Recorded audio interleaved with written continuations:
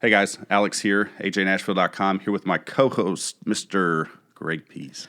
I am, as every week, excited to be here and definitely excited about today's topic. I think being in the season of getting into the new year, I think today's topic is going to add a lot of value to the listeners. Yeah, absolutely. I mean, the New Year's is a time where we all commit to doing what? Like, no one's ever walked in and January 1st, they're like, this year I'm going to do worse. I'm going to do worse. Right. I know I did well last year.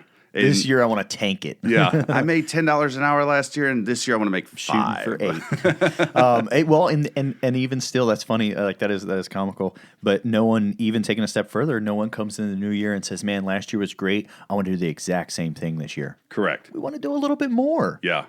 I think that's human nature for the most part. Is people want to continue to, push the ball forward. Yeah, and I think there's a thought process that goes in it. So this is something that both of us can relate to. You more than I can at this point, but the gym. Everybody walks in the first day, New Year's Eve or New Year's Day, and the place is packed. And you're like, I can't even get on my stair stepper because there's 3 strangers on it together. Yeah, that's funny. And they're walking backwards, and they don't know what they're doing, and they end up on YouTube and everything else. But that ties into. I'm sorry. That actually ties into. But like even talking about. So it's kind of funny. We know as the gym people, we know that crowd will kind of thin back out, and right. Sadly so. However, for the people that showed up on the first, that kind of ties into today's subject. Yeah. At bare minimum, like whatever's going on, whatever it is you want to achieve, the first thing that you got to do is dive in and take action. Absolutely. And for those people that did dive in and did show up at the gym, regardless of how that turns out for you, and I hope the best. You have already, I want to empower you. You've already taken the most important step. You showed up at the gym. Right. You've showed it. You might not know what that plan looks like. You might not know what that nutrition plan looks like. You might not know why you're on the treadmill walking backwards with 3 dudes, but you're there. The human centipede. No, I mean, that's absolutely right. Like the biggest thing is okay, what do you do first? Well, you're probably laying in bed. So put your feet on the ground. Walk in, put your clothes on, jump into your car, drive down to the gym, or even let's say that's not in the budget. Let's say you can't fathom spending the money on a gym membership. Literally, it could be as simple as getting on the floor and doing some push-ups, some flutter 100%. kicks, anything. Just start. That's all you have to do. Yeah, that was huge. And we've talked about the gym because I think that statistically it's probably, and I don't know, I didn't research it, it's probably like one of the highest New Year's resolutions. Yeah, so we're picking on that one, but it doesn't have to be that thing. But I like what you said, Alex. Start exactly where you are. If you don't know nothing, you don't have a car, like wherever you, like if you don't have a house, wherever you slept last night, like roll over and do some push-ups. Right. Like it's all about taking action and getting to that next place is starting exactly where you are and with what you have and with what you do not have. You start right there. Absolutely. And you can even take that and relate it to professional levels. I mean, bear in mind, and I know you touched on this briefly, but the gym is just an analogy that you can relate to any other aspect of any other resolution is just simply just get up and do something different, Now one thing, and we started to talk about this before the show actually kicked off, and we said, hey, don't go down the rabbit hole. And I brought up an analogy that I think is more relevant to the actual circumstance. One. Yeah, it's don't go down the mole hole. And that's kind of hard to say together. Try to say that 3 times. Mole hole, mole hole, mole. But the mole hole, if you think about what moles do, moles are very destructive, and the holes that they dig are hollowed out. So literally all you have is these raised berms around your yard after a mole has went through and just destroyed everything around it. Just destroyed it. And then well, I even like diving in a little bit how you said how they'll create different pathways and tunnels. They almost go to, for that mole, I guess they go somewhere, but they almost go to nowhere.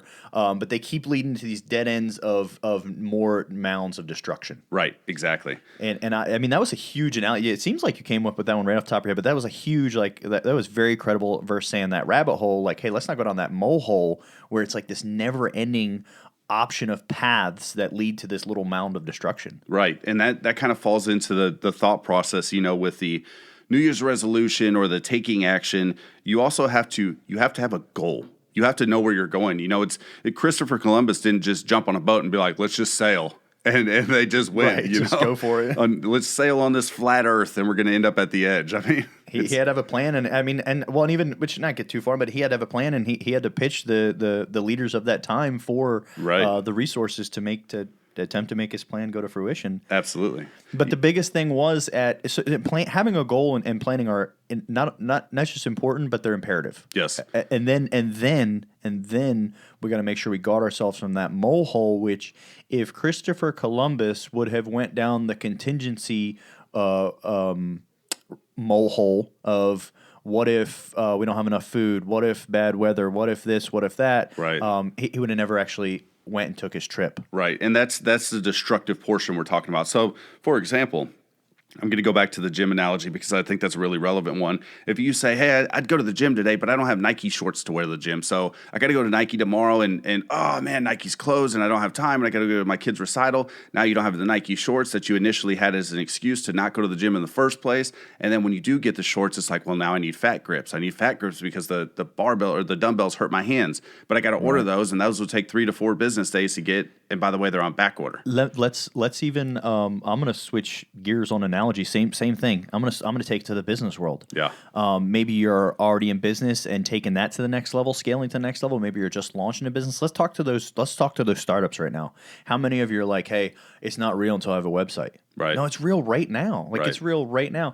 Even if you don't have a product or service yet, you still have to be wearing that hat. There's many hats you're going to be wearing. You might need to get investors on board. You might need a business plan that's in place. Whatever it is, you can't say, well, when I get a website, then people will know, then I'll be able to do this. You have to take action with whatever it is you have right now. Well, and it's funny, a friend of mine, Barry Habib, and you got to hear, I believe you heard this as well at a seminar we were at that he spoke at. When he started early in the mortgage industry, he didn't have leads. He didn't have a way. Yeah. So okay, how do I get this done? How do I make money? I have this family at home that needs to eat. How do I do this? He went out and started knocking on doors. I heard him talking about giving the grocery clerk his business card and pitching them on what he was doing. Right, but he didn't have a website because they didn't exist back then. Well, I say that. I don't mean that as a cruel way, but back then websites weren't what people were doing for business, and so there was a lot of tools that he just figured out, hey, I've got to take some action. And the thing is don't get caught up in doing it like people have always done it. So I was talking to Val this morning about this, and the way we used to write loans back pre-2008 versus the way we do it now is entirely different.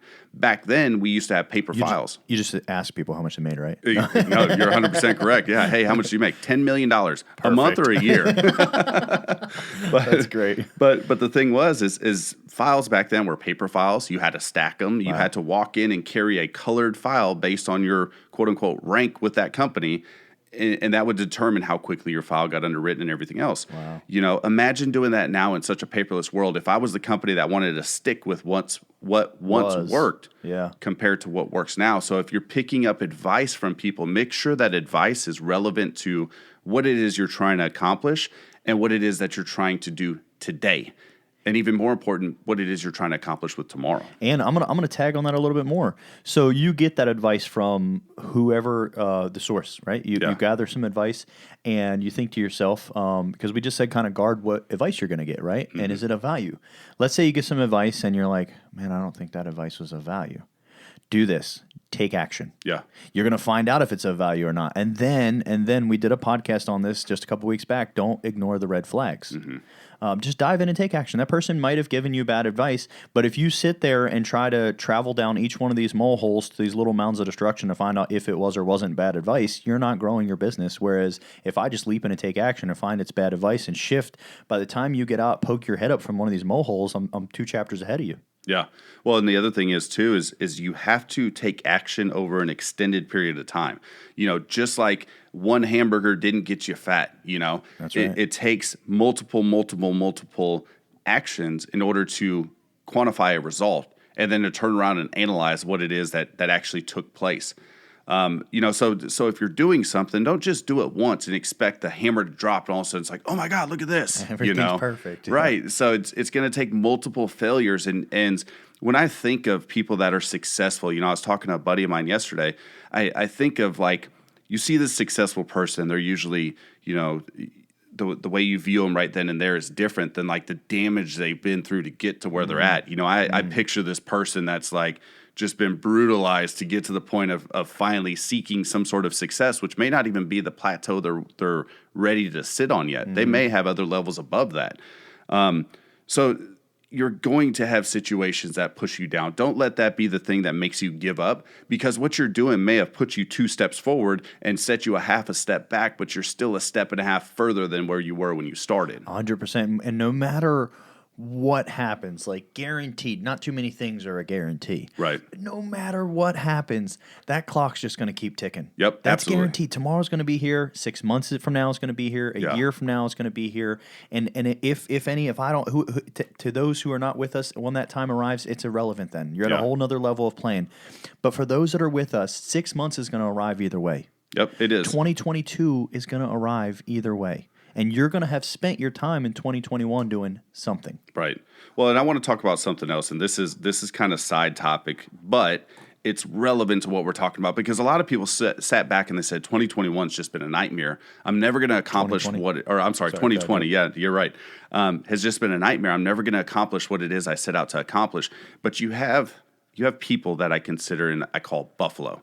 Okay, and I had to think about this when I use this term, because some people could take offense to being called a buffalo, you know?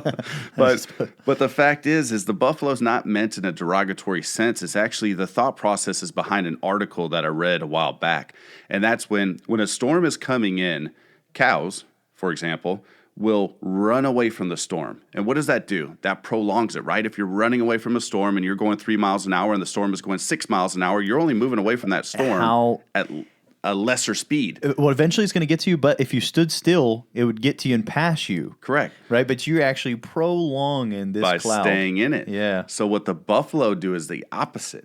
So a storm will come in and the buffalo will march towards the storm, which makes it pass faster, right? So those of you out there that have taken 2020 and done things that people couldn't imagine that you could do, or maybe it is that you were able to provide and persevere and take care of your family and still stay on track, you are the buffalo. You are the person that didn't make an excuse and say, well, this is happening, that's happening, this is happening, and prolonging the pain. Like, for those of you that have taken action and improved your life, whether it be spiritually, financially, emotionally, physically, whatever it may be, the goals you've accomplished in 2020 are far more relevant than the ones that maybe you thought you didn't accomplish. They're going to empower you on the crazy success that you're going to accomplish in 2021. Oh, yeah. For those that were not buffaloes in 2020. Right. Don't have any concern by that, because 2022 is going to arrive. Mm-hmm. So 2021 is your year to be the buffalo. Yep. And the other thing is, and I want to tag on this, and then we'll talk about some other things.